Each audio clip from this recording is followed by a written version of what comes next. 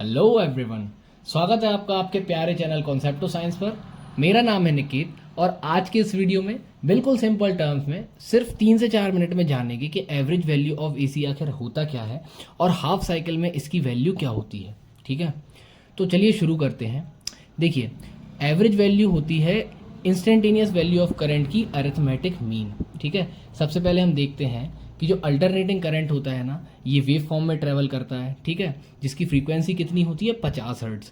50 hertz का मतलब क्या है कि एक सेकंड में 50 बार पॉजिटिव हाफ ट्रेवल करेगा, 50 बार नेगेटिव हाफ में ट्रेवल करेगा। ठीक है ना, तो यहाँ पर अगर एग्जाम्पल के लिए देखें, जीरो से चलते हुए करंट की जो मैक्सिमम वैल्यू है, जो पीक वैल्यू है, वो 8 एम्पियर तक जा रही है। ठीक है, तो 0 से 8 तक कंटिन्यूसली चेंज होगी, फिर 0 आएगी, फिर 8 होगी, फिर 0 आएगी। तो इस कारण से इन सभी का एवरेज निकाल दिया जाता है। जैसे 0, 1, 2, 3, 4, 5, 6, इन सभी टर्म्स को लिखा और इनका एवरेज निकाल दिया। जैसे नंबर ऑफ टर्म्स हैं 6, तो 6 से डिवाइड कर दिया, जो वैल्यू हमें मिलती है वही कहलाती है एवरेज वैल्यू। ठीक है, इस केस में हम देखते हैं कि करीब यहाँ पे हमें एवरेज वैल्यू देखने को मिल जाएगी, जो कि अराउंड आएगी 4। ठीक है, तो ये होती है एवरेज वैल्यू, जो कि डीसी करंट में कितना चार्ज ट्रांसफर हो रहा है उसके बराबर होती है। ठीक है, एसी करंट में जो एवरेज वैल्यू है ये डायरेक्ट करंट में ट्रांसफर ऑफ चार्ज के बराबर होती है। ठीक है, इसका फॉर्मूला होता है I average is equal to 2I0 upon pi. किसके लिए? हाफ साइकिल के लिए। अब ये हमें मिला कैसे? इसे हम बिल्कुल सिंपल डेरिवेशन से समझते हैं। देखिए, हम मान के चलते हैं, जैसे हम इसी डायग्राम को देखें तो इस डायग्राम में मान के चलते हैं कि ये जो पीक वैल्यू है ना, इसमें ये I0 है। इस एग्जाम्पल में हमने 8 मानी थी, बाकी इसे हम I0 से रिप्रेजेंट करते हैं पीक वैल्यू को। और अलग अलग इंस्टेंट पर जो वैल्यू है ना, हर एक इंस्टेंट पर वैल्यू चेंज हो रही है करंट की, तो उसे हम बोलते हैं इंस्टेंटेनियस वैल्यू ऑफ करंट। ठीक है, तो इंस्टेंटेनियस वैल्यू का फॉर्मूला क्या होता है? I is equal to I0 sine omega T.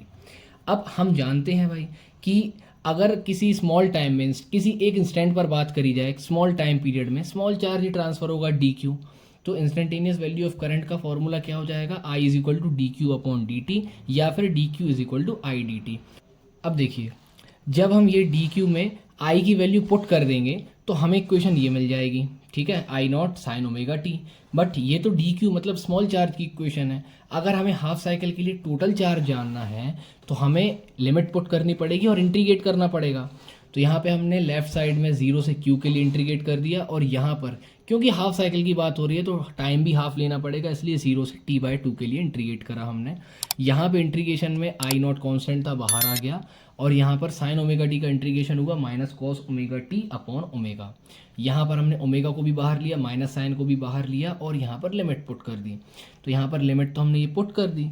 अब हम जानते हैं कि भाई ओमेगा यानी एंगुलर फ्रीक्वेंसी का फॉर्मूला होता है 2π/t। जो वैल्यू हम यहाँ अगर पुट कर दें तो हमें यहाँ पर सारी टर्म्स कैंसिल होकर सिर्फ मिल जाता है कॉस के साथ पाई। और हम जानते हैं कि कॉस पाई यानी कॉस 180 की वैल्यू होती है -1। तो ये -1 हो गया -2 इंटू माइनस I0 क्या हो गया?